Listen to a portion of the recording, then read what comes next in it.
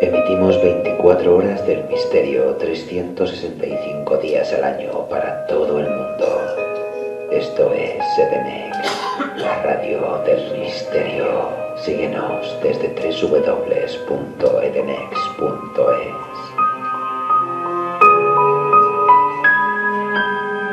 La dirección de Tertulias de lo Desconocido no se hace responsable de las opiniones expresadas por sus invitados.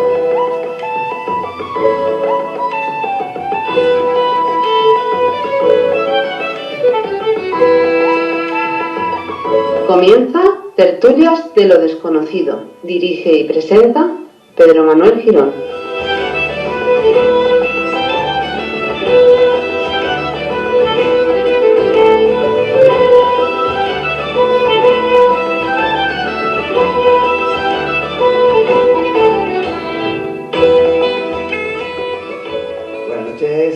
Sitio muy especial, que hacemos Tertulia de lo Desconocido. Disculpar mi voz, pero bueno, hemos tenido ayer una salida que yo creo que nos ha pasado un poco de factura. Estamos en la Casa de la Cultura de Agós. Quiero un aplauso para todos los presentes.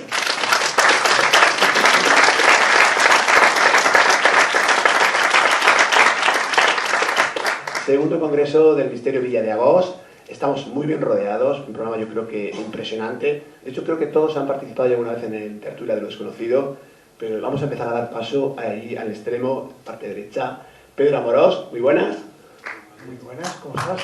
¿Qué tal? Yo encantadísimo de estar aquí en Tertulias y bueno, pues gozando un poco de este maravilloso público que tenemos y estas situaciones mágicas que las vibraciones se palpan en el ambiente. Ahora no contarás, porque lo que nos ha contado recientemente para acabar nos ha dejado con ganas de conocer más todavía, ¿no? Genial.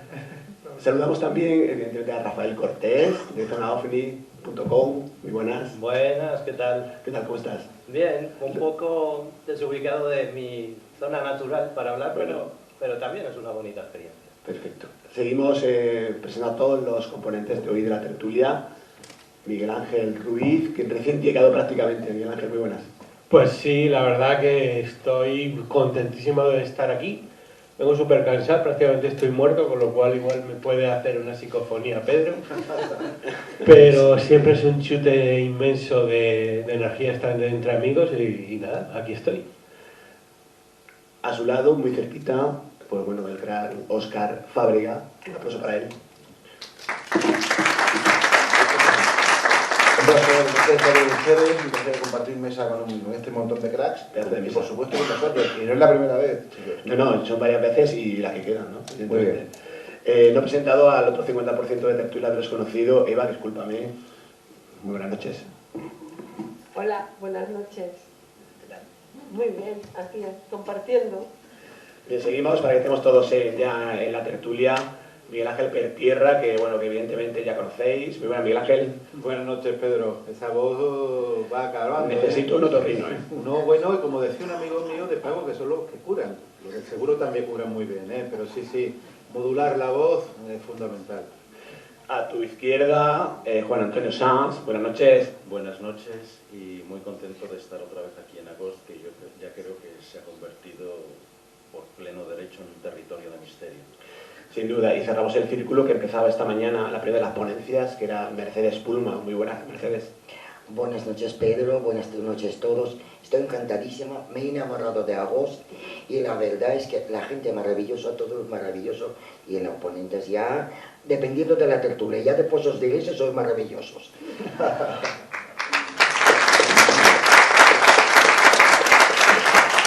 Entonces, si te parece, Mercedes, contigo, porque bueno, esta mañana aparte eché en falta a Johnny, que te lo comenté, este muñequito que está un poco desinflado en tu casa, ¿no? ¿Tienes?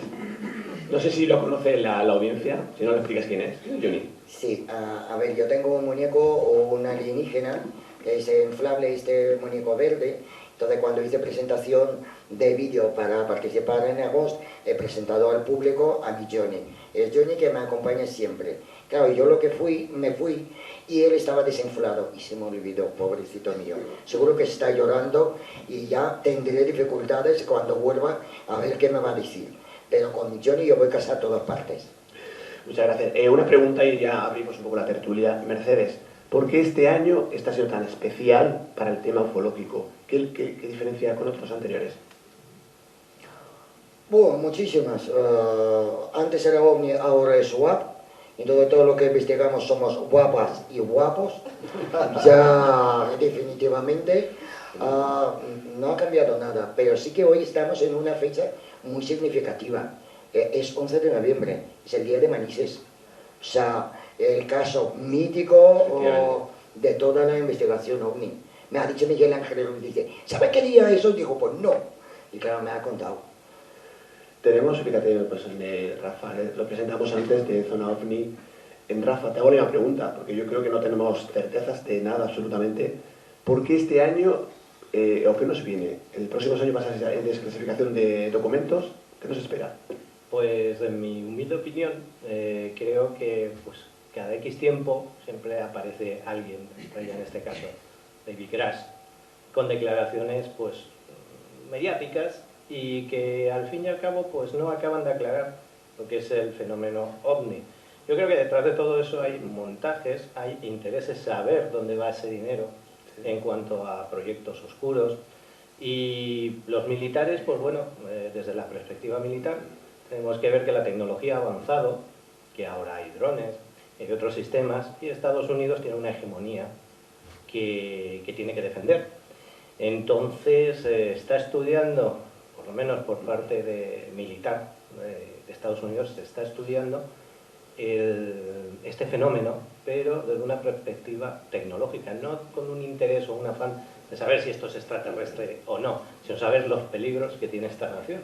O sea, a ninguna nación le gusta ver sobrevolar algo por su espacio aéreo sin capacidad de combate, o sea, de respuesta de combate contra eso, porque técnicamente es superior. O sea, estamos en tertulia, evidentemente podéis pedir la palabra. Óscar Paredes, ya, adelante. A ver, estáis obviando que este año... Qué violentos somos, ¿verdad? Porque estamos todos aquí esperando que vengan los extraterrestres y preparados con los misiles para atacar. No, pero a ver, sí que no sé qué estáis esperando. Si ya hace poco salió un señor en México que ha demostrado que existen y que hay unas momias que están claramente ahí. No sé, yo creo que ya es un tema resuelto, ¿no? Vamos a los misterios porque ya está claro. ¿O acaso alguien insinúa que es mentira aquello? El bacalao no es un bacalao, es una momia, que es una mojama. Estamos rodeados de escépticos. Miguel Ángel Ruiz, que yo sé que tú sigues el tema y aparte trabajas en un sitio que, bueno, estás rodeado de pendiente de los cielos y no sé si... ¿Has visto algún ovni? No. Y de hecho se me lo han preguntado un montón de veces. Tú que trabajas en el aeropuerto, ¿has visto un ovni? Es que realmente los ovnis, salvo Manises, que de hecho no hay varios testigos, ¿no? Incluso el que fue el director del aeropuerto en aquella época, Miguel Morlán, lo comenta.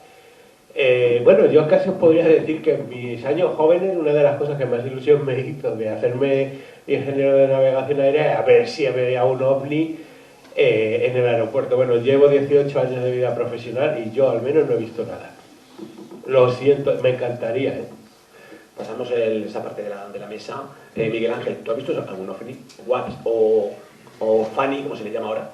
Pues la verdad es que no lo sé. He visto cosas raras en el cielo, pero que sean de origen extraño, desconocido, extraterrestre, pues la verdad es que no lo sé, porque hay muchos elementos que todavía desconocemos del cielo, cosas que te llaman la atención, pero claro, hoy en día ver algo en el cielo entre los drones, entre los aviones y objetos del ejército y demás, ya si te ponen cualquier vídeo no te crea absolutamente nada. Cuando en los años 60, 70, 80 pues podías ver algo, a lo mejor podías decir, esto no es un avión, no sé, yo he visto algo o algunas cosas que no son aviones, que a lo mejor son objetos naturales o fenómenos naturales que no se le han puesto apellido y que estamos muchas veces donde comenzamos, sin saber lo que es, intentando una y otra vez recalificar. Y lo que han dicho, yo lo único que sé que han hecho nuevo es recalificar el nombre. A mí me gusta más el de OVNI, no sé, el de Wow, el de Fanny, no sé si me recuerda a algún tipo de película más que otra cosa. Es curioso que pregunta a Pedro Amorós, porque yo no sé si alguna, que aparte de esta mesa tan variopinta, ¿no? Y tan, podemos tocar todos los temas, todos los palos, alguna psicofonía es posible que captemos voces de otros planetas? Bueno, de hecho yo estuve durante mucho tiempo, bueno, algún tiempo, hablando con Franz Tantion. Franz Tantion fue el creador de la Spirit Box. Este hombre, la Spirit Box, yo creo que ya se ha hecho muy famosa. Yo, bueno, no utilizo la Spirit Box. Para mí el porcentaje de error es tremendo. De hecho, cuando estuve hablando con él antes de que falleciese, pues él se basaba mucho en las investigaciones porque su intención era contactar con los extraterrestres, escuchar las grabaciones de posibles extraterrestres, posiblemente de Júpiter. Sabéis que en la radio normal podéis escuchar el planeta Júpiter, ¿no? Es bastante sencillo, buscar por internet y veréis que se puede hacer. Y entonces, bueno, pues en ese sentido te puedo decir que el objetivo de este hombre era eso, ¿no? Desde mi punto de vista de la investigación en parapsicología, en psicofonías, quería decir, yo hice una pregunta en un momento y pregunté si los extraterrestres estaban por aquí, estaban aquí con nosotros, y apareció un ruido súper extraño, muy extraño. Además creo que en alguno de mis libros lo he publicado porque mis libros van con Pactis, y se escuchaba un ruido muy extraño.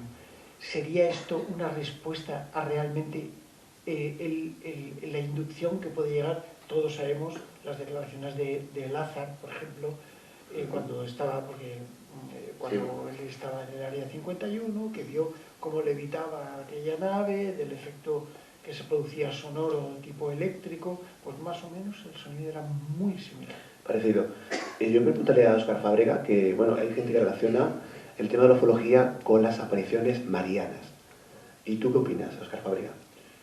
A ver, pues que no hay nada más que comparar la fenomenología de cada uno de los casos. Yo creo que es más que evidente que los fenómenos son muy parecidos, sobre todo con algunas de las apariciones marianas. Y además, curiosamente, las apariciones marianas que guardan cierto parecido con esto son las más recientes, es decir, las que ya se pueden ubicar, si no en tiempos ufológicos, que como todos sabemos comienzan, en teoría, a partir de Kemet Arnold, ¿no?, del 47, sí en tiempos en los que ya hay cosas que vuelan en los cielos, ¿vale? Entonces, por lo tanto, que era plausible que alguien viese algo así, ¿no? Pero es verdad, por ejemplo, hay un caso que es paradigmático, que son las apariciones de Fátima en Portugal, en el que, primero, que las apariciones en sí, sea lo que se aparece ahí, si queréis podemos discutir si lo que se aparece es la madre de un profeta judío del siglo I, cosa que me parece evidente que no, pero lo que sí es evidente es que esas apariciones, sean lo que sean, estaban asociadas con objetos que se veían en luces, que se veían en el cielo, y además la propia apariencia de la entidad que se manifestó. De hecho, os invito a que busquéis por internet, tanto a los que nos estén oyendo por ahí como a ustedes que están aquí presentes, que busquen, por ejemplo, cómo era la imagen real, que hay dibujos publicados de lo que vieron realmente los niños de Fátima, y lo que vieron no se parece en nada a la representación tradicional de la Virgen de Fátima. A ver, se parece, es una evocación la Virgen, pero lo que vieron es otra cosa, es un ser calvo con una especie de casco pegado plateado y con un traje, lleva una bola en la mano, como la Virgen de Fátima lleva una bola en la mano, supuestamente el orbe, pero luego también lleva como un traje que parece algo parecido al muñeco de Michelin, para que me entiendan, ¿no? Algo que discrepa enormemente de lo que supuestamente es esa aparición mariana. Ahora bien, ahí podemos entrar en mil argumentos distintos, ¿no? Yo soy de la teoría de que ambos fenómenos responden a la misma explicación. Ahora bien, no sé cuál es la explicación, pero yo sí creo que es algo así, que algo que tiene que ver, sobre todo, tanto con la sugestión de los testigos, como un fenómeno que de algún modo se interrelaciona con los testigos, con su contexto, o sea, es decir, el fenómeno se manifiesta de una forma distinta según quién sea el testigo. Si el testigo es un pastor de Milwaukee de los años 60 en Estados Unidos, se le aparece como un objeto con tuercas y ruedas. Sin embargo, cuando son unos niños franceses de 1917, se le aparece un poco al entorno, ¿no? Se adapta o recrea de algún modo, o sea, es decir, muchas veces he especulado con que son los testigos los que a la hora de racionalizar lo que han visto, tiran de sus propias construcciones mentales estructuras mentales, entonces intenta racionalizarlo con sus conceptos. Evidentemente, una niña de Fátima del año 1917 no podía hablar de un avión porque no había aviones en esa época, ¿no? Pero lo que sí está claro es que lo que esa niña vio no es lo que luego se ha defendido. Esa niña vio algo totalmente distinto, algo que volaba sobre una nube y algo que para mí tiene mucho más parecido a esto, ¿no? El problema al final está con lo de siempre, ¿no? Que no sabemos realmente lo que es. Yo es que soy de la opinión de que el fenómeno ovni no tiene nada que ver con lo extraterrestre. Yo creo que es más mundano de lo que parece y que sin embargo sí que tiene que ver posiblemente con el origen del fenómeno religioso, que creo que está más relacionado con algo que el ser humano lleva experimentando toda su vida y además posiblemente en todos los lugares del mundo. Introducimos el contactismo en la tertulia. Hoy Eva Carrasco nos contabas una experiencia que es algo que mucha gente relata, ¿no? Hablamos de lo que hemos hablado hoy, es de la que se ha dejado un poquito de lado, ¿no? Como se dice, que es la ufología espiritual, que es cuando seres multidimensionales contactan con seres humanos para que evolucionen. Esto está sucediendo, lo que pasa que también es la creencia de la gente. Si yo dudo de lo que yo estoy recibiendo, no voy a avanzar. Ellos están esperando, por eso lo decía antes, es cree y lo verás, crea y lo provocarás. Entonces, lo que hablaba Óscar de la Virgen que lleva qué importante, ¿no? Que lleva un orbe, lleva una esfera. Es importantísimo. Nos lo están diciendo ya hace tiempo y lo estamos como negando. Bueno, esto, lo otro, no. Ellos desean que sepamos que están. Y a través de la telepatía es importantísima. Cuando recibimos algo, tenemos que discernir, por supuesto, lo que es la mente de lo que estamos recibiendo. Pero ellos contactan a través de la telepatía con nosotros. Bien, quiero preguntarle a Juan Antonio Sanz, que ha recorrido diversas culturas, países, y bueno, evidentemente se ve de forma distinta, ¿no? Yo creo que la zona rusa, que la zona china, hablan de estos temas, de la ufología, está presente, lo expresan de forma distinta, imagino, ¿no? Pues totalmente. Esta mañana hemos podido escuchar a Mercedes, como nos contaba, sobre el tema de Rusia y la antigua Unión Soviética. Yo viví allí casi 8 años en Rusia y desde luego el fenómeno Enleo, o como se llama a los ovnis allí, o como se llamaba, porque ahora ya no sé si son WAPs o cómo. Sí, NLO. Bueno, pues y allí había avistamientos, pero continuamente. Yo trabajaba para la agencia EFE, decían en tal aeropuerto de tal sitio se han visto unas luces, ha habido una alarma tremenda y allí siempre se han tomado muy en serio toda esta cuestión, siempre. Y en el caso de China, por ejemplo, que tengo una afinidad muy fuerte porque allí viven mis 2 hijos, me estoy acordando ahora mismo de un escritor chino de ciencia ficción, Cixin Liu, me parece que se llama, porque es una pronunciación tremenda, el problema de los 3 cuerpos que vamos a tener próximamente en las pantallas de nuestros ordenadores o de nuestras televisiones a través de alguna de las plataformas que van a poner esta serie. Plantea un tema muy curioso. ¿Por qué no podemos contactar?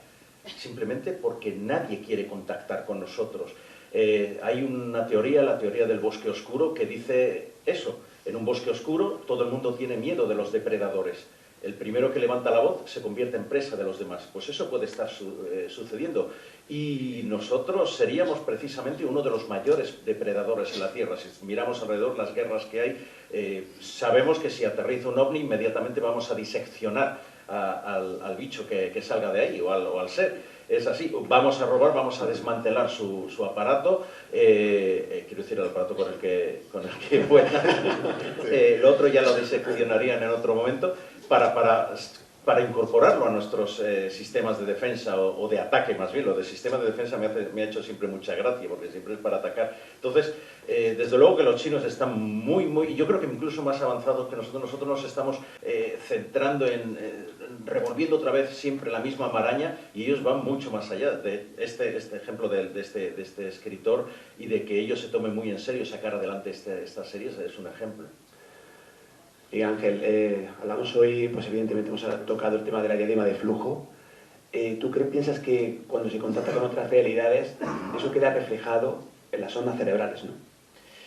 Hay que decir que el cerebro es todavía ese gran desconocido en muchos elementos. Pensamos que eso no lleva ni 100 años en lo que es el estudio de la electroneuroenergía y que la invención del electroencefalógrafo ocurrió en 1924. Posiblemente todavía haya una serie de capacidades, de elementos, tanto de la historia nuestra, del ADN, de la memoria, en el ADN, del reconocimiento y del conocimiento, que todavía está ahí. En el momento que alguien pueda contactar con algunas otras realidades que aún hoy en día desconocemos, pero que podemos intuir. Hablaba hoy Pedro Amorós y de esas 11 dimensiones que los físicos dicen que existen. Yo lo desconozco porque mi campo de ciencia es otro distinto. Nuestro cerebro es posible que lo pueda captar. De hecho, ya investigadores como Peter Fenwick o Samparnia hablan que nuestro cerebro es un receptor, es nuestro ordenador base, pero que realmente la nube se encuentra en algún otro lado. Cuando antiguamente se hablaba en otras culturas de ese archivo acásico, esos conocimientos en otros lugares, pues posiblemente estén ahí. Nuestro cerebro, a fin de cuentas, vamos conociendo poco a poco, granito a granito, pero es verdad que estamos viendo y demostrando que gracias a elementos como diadema de flujo o otras técnicas, estamos viendo cómo es posible conocer y reconocer eventos y situaciones que antes éramos capaces o incapaces de explicar. Ahora somos capaces por lo menos de atisbar y poder darle una explicación plausible, cosa que antes no podíamos hacer. Entonces, piensa Miguel Ángel que la tecnología nos permitirá conocer, por ejemplo, pues lo que comentabas hoy, el efecto Lázaro, cómo se comporta el cerebro en ECMs, que bien conoces el tema. ¿Tú qué opinas? ¿Que podremos, con la tecnología nos permitirá? Y ahora preguntaré a Pedro Amorós también. Pues te digo que igual que en cualquier otra época que no sea esta, si tú abrías un cuerpo, podías ser un nigromante y te podían quemar o podían vilipendiarte. Hoy en día, con un ecógrafo, por ejemplo, podemos ver el interior de nuestro cuerpo. Röntgen pues, descubrió que por una serie de placas fotográficas podíamos ver también el interior de nuestro cuerpo. Hasberger, también el interior de nuestras ondas cerebrales, la resonancia magnética o las pruebas de imágenes que podíamos conocer, las pruebas analíticas también capaz de conocer, por lo cual la técnica nos ayuda a conocer al ser humano un poco más, pero nos atisba que aparte de este elemento físico puro que conocemos y que realmente constatamos, puede haber otro elemento, y de hecho a personajes pues como por ejemplo fue Ramón y Cajal, le decían que no podían existir una célula alargada en nuestro cerebro, o a Hasberger le decían que no podía existir una electricidad en nuestro cerebro. Posiblemente iremos descubriendo elementos que todavía somos incapaces incluso hasta de comprender.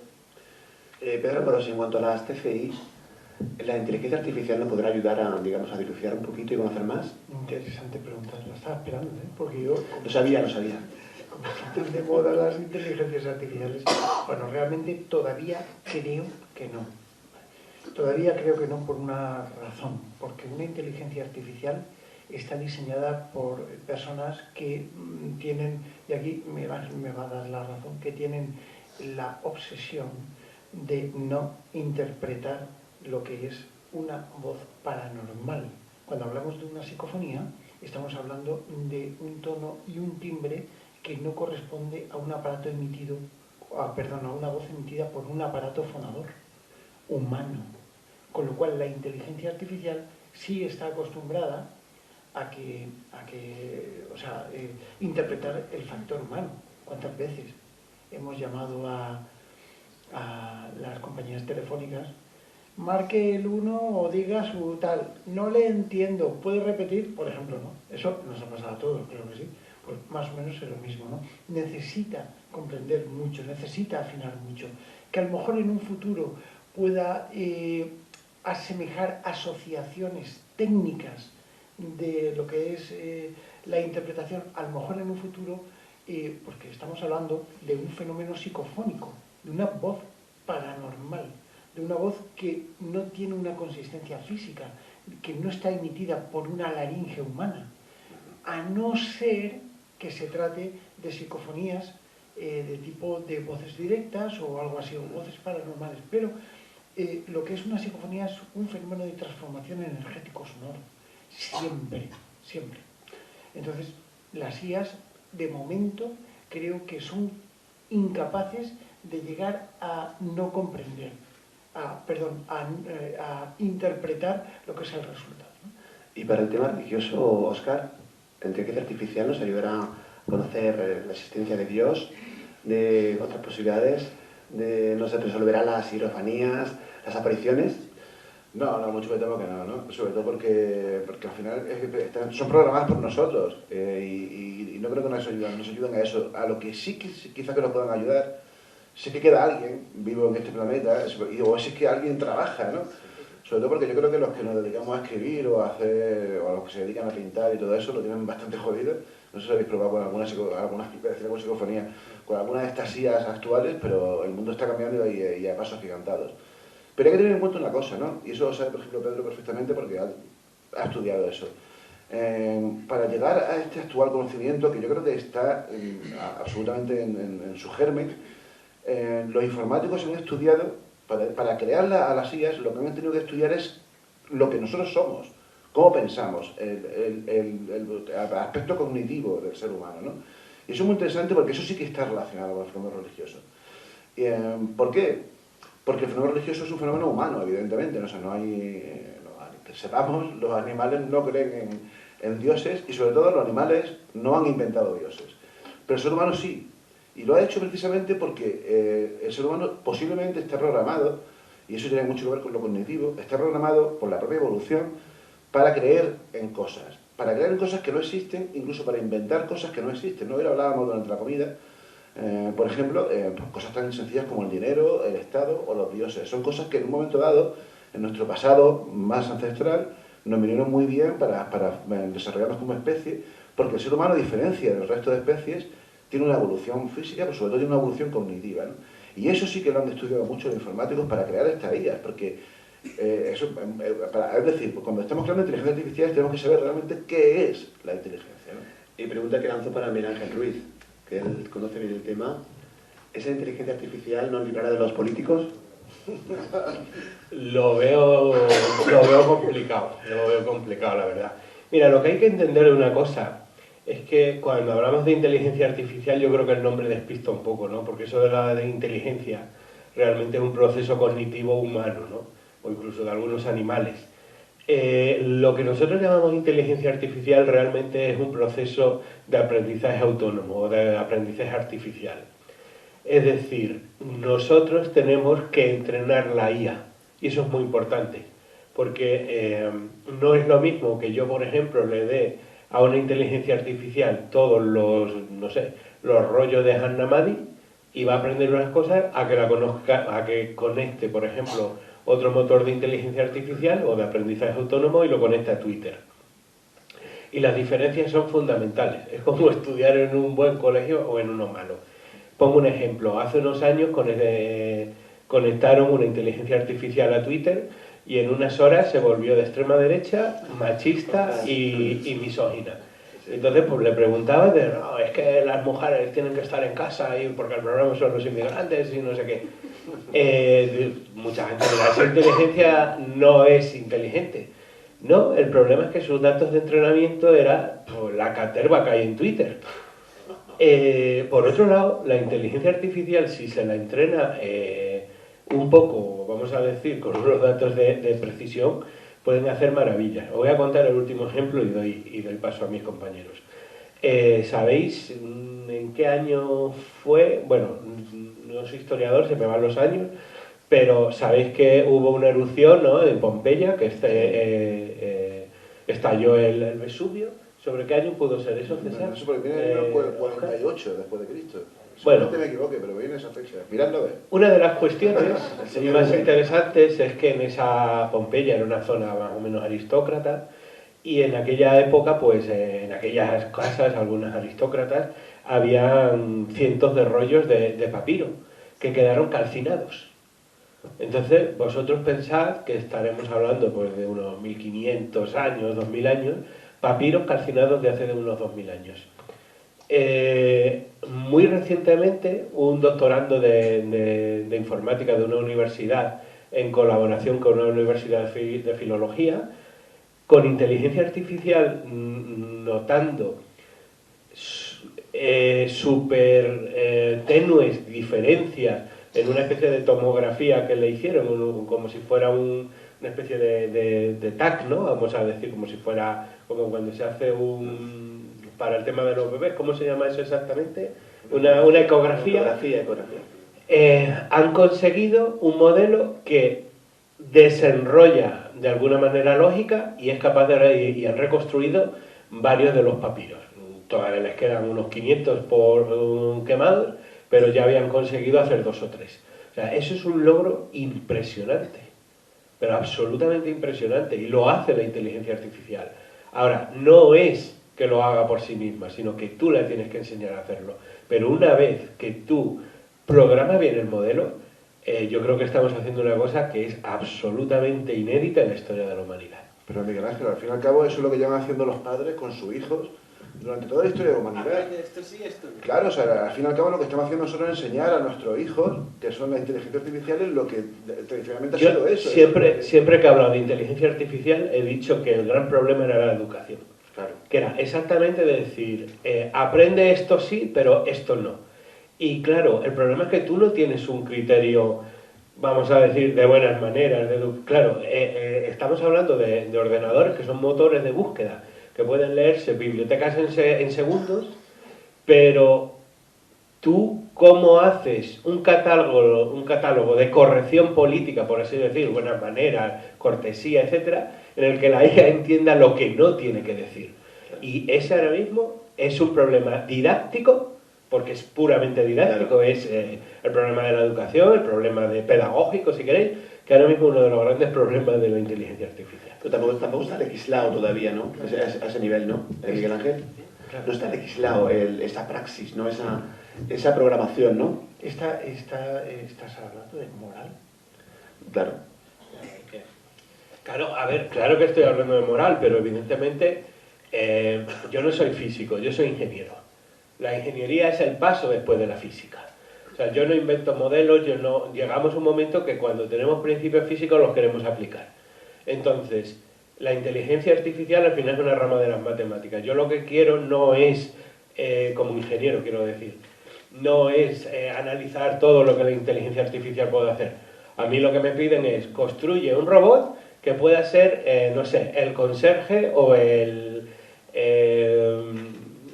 una persona que está en recepción en un hotel. Entonces, yo lo que quiero es que os dé buen servicio.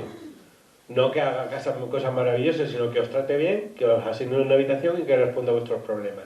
Si yo hago una inteligencia artificial que la conecto a internet y es cultísima, pero luego, no sé, cada vez que tiene algún problema os insulta, eso es un problema. Ahora ya es un problema de ingeniería.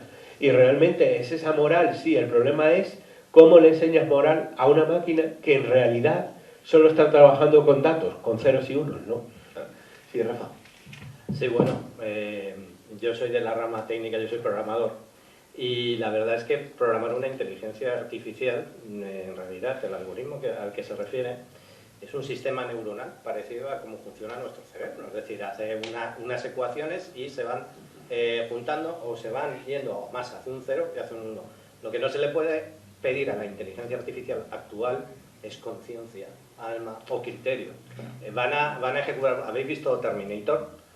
Van a ejecutar instrucciones y si le dices, por ejemplo, entre salvar a 100 y salvar de este bando 1000, ¿qué harías?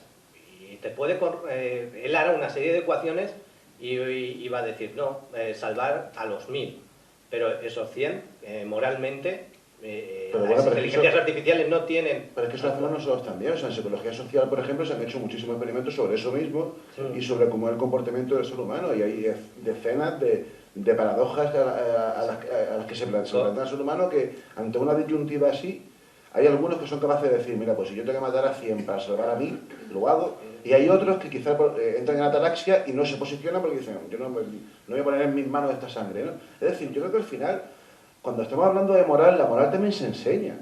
Es decir, la moral, nosotros estamos programados ya con determinados conocimientos cuando nacemos, pero esos conocimientos no tienen nada que ver ni con la moral, ni con la ética, ni con nada. La moral es algo que también enseñan los padres y algo al que también se le puede enseñar a las máquinas. Asimov, por ejemplo, que fue el gran maestro de la robótica, él cuando empezó a escribir sus relatos ya tuvo muy claro los problemas que tendría en el momento en el que hubiese una inteligencia artificial autónoma con conciencia. Y por eso mismo planteó las 3 famosas leyes de la robótica, que eran una forma de limitar que esas entidades ya independientes puedan, con perdón, joder al ser humano. Porque esa es la preocupación de Asimov, ¿no? Sí, Pedro. Fíjate una cosa que es que en esta mesita donde estamos parece que nos hemos sentado los informáticos. Es una especie de selección natural.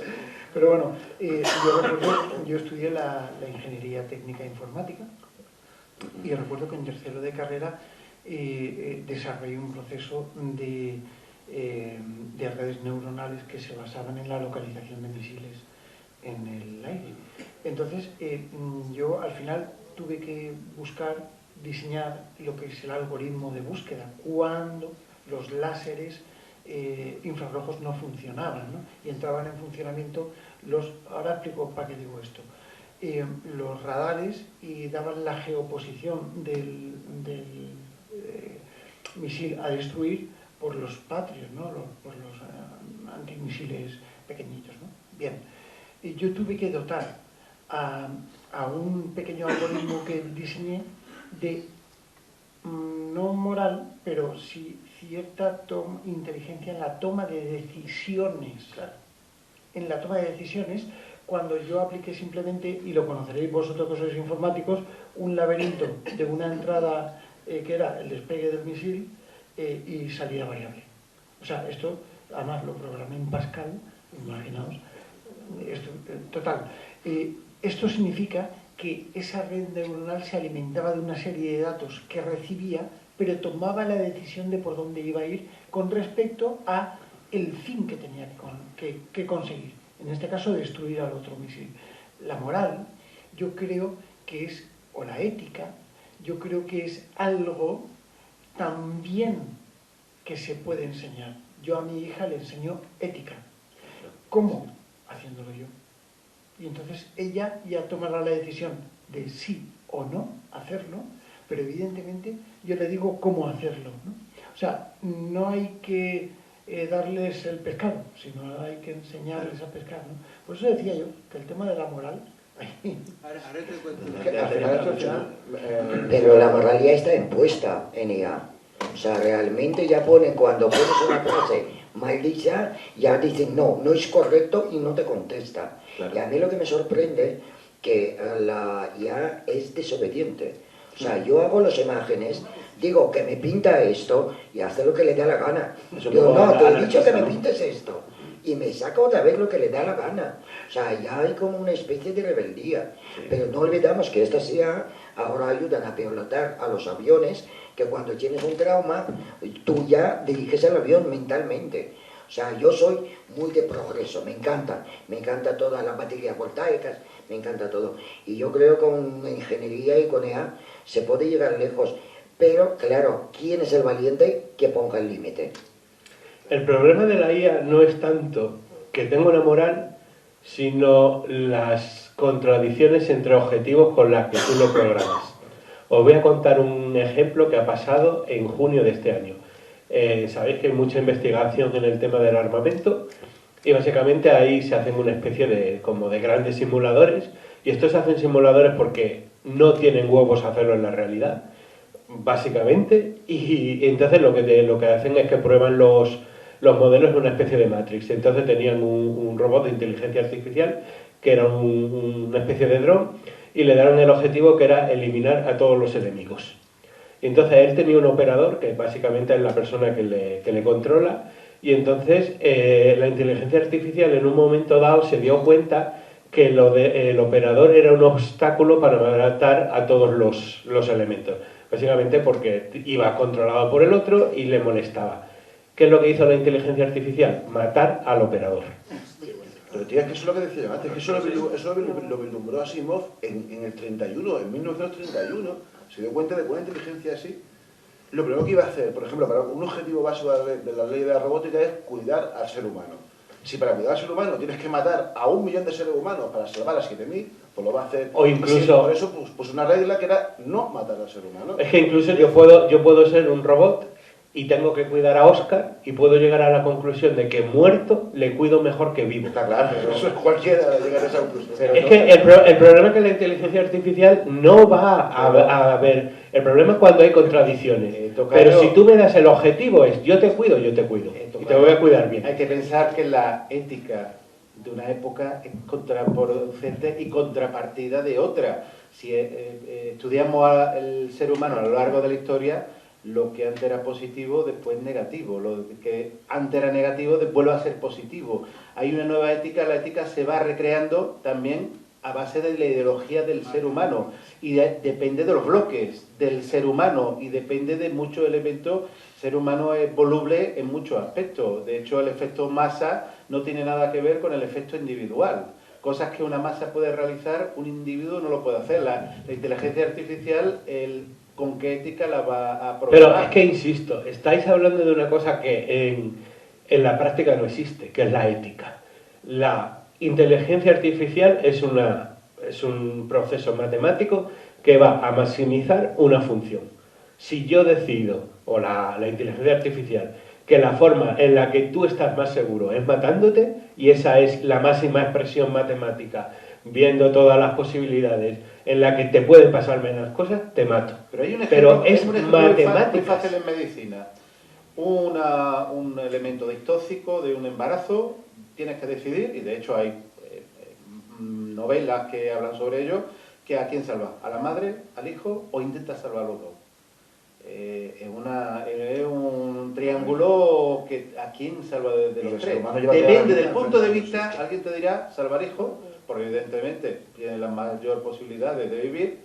Otro salva a la madre y salvando a la madre quita al hijo, y otro intenta salvar a los dos. Pero y tocayo, en el triaje que se hacen en los hospitales, ¿no hay unos criterios? O sea, ¿de verdad un médico tiene que tomar esa decisión? ¿O hay un criterio que ya está previamente...? El criterio depende de lo personal. Hay una cosa de las médicas que la persona depende de lo que decida.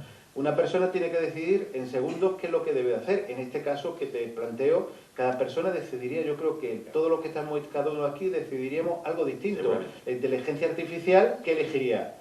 Lo más práctico, lo más protector o lo más agresivo. Claro. Depende del sesgo. Claro, el sesgo por eso digo, el sesgo lo pone cada uno y la ideología de cada uno.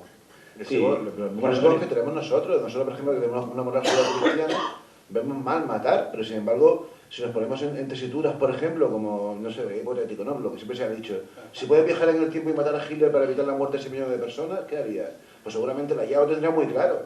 Pero tú clarísimo, ¿no? La programas con un sesgo y entonces la inteligencia artificial en ese momento, pero como nosotros utiliza la lógica, las inteligencias artificiales no cuestionan. Sí, no es el que programa, ¿no? Nosotros tampoco, nosotros también estamos programados por la moral y por la ética, ¿sabes? O sea, no somos seres...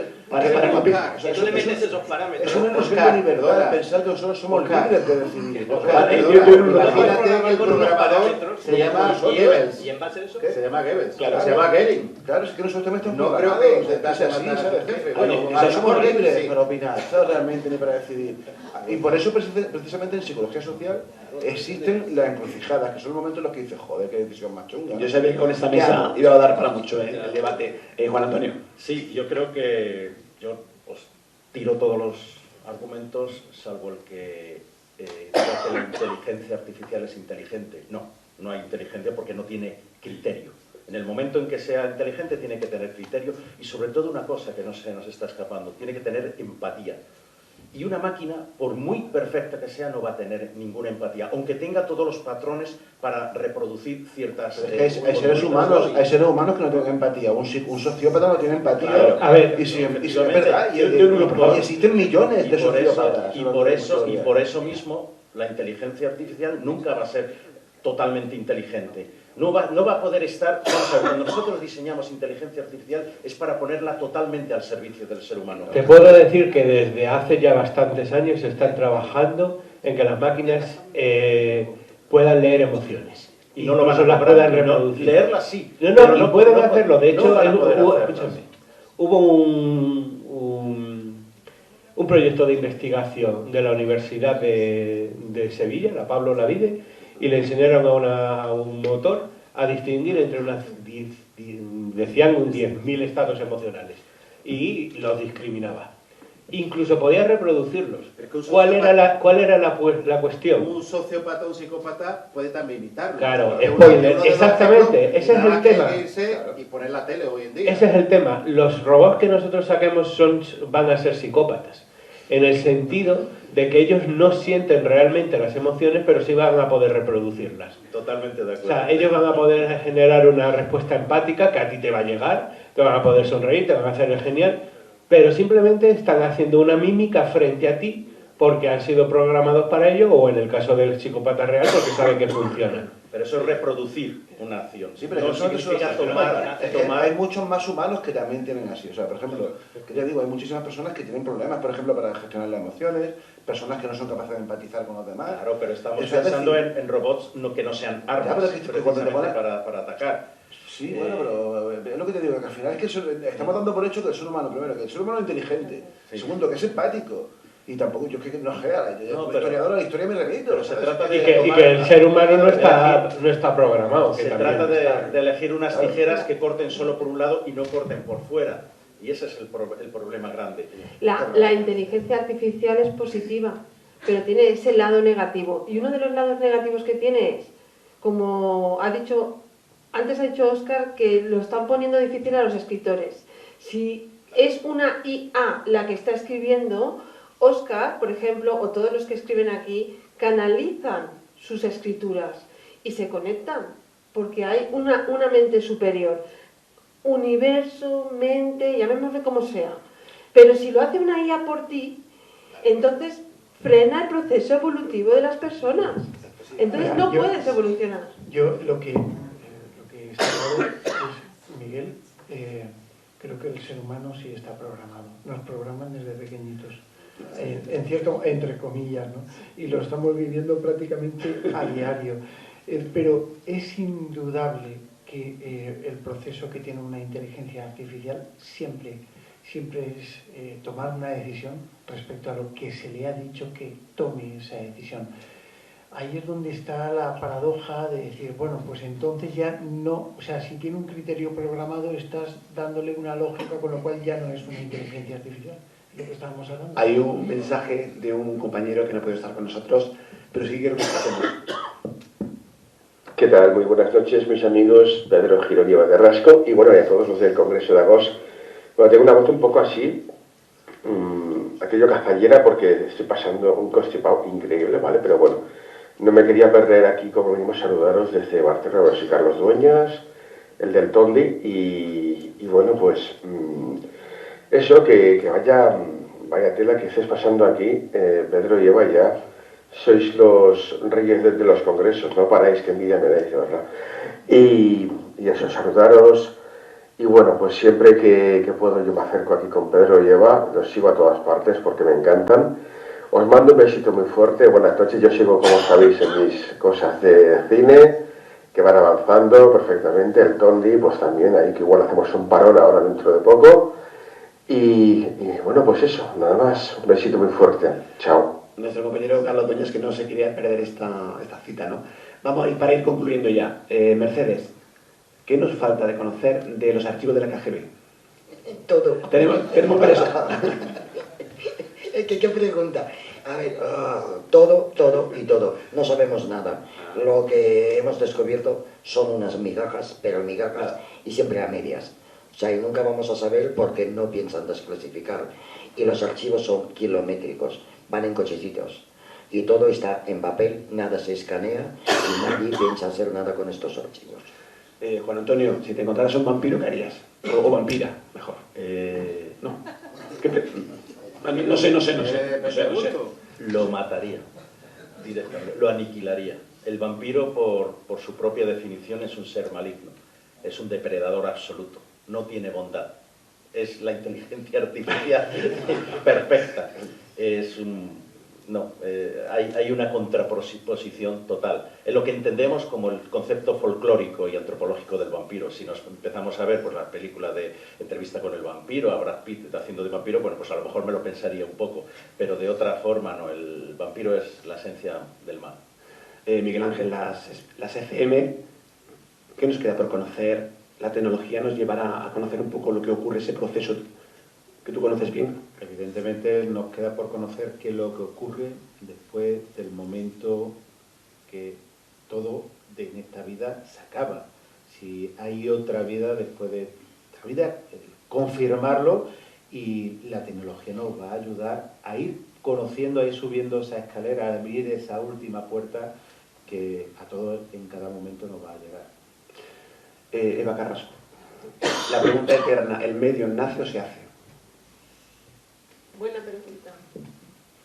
Bueno, se pueden desarrollar, por supuesto, el medium, yo personalmente, según canalizaciones, hay un pacto. Entonces, se puede hacer, todo el mundo, siempre lo digo, todo el mundo puede canalizar y puede conectarse a esos seres superiores.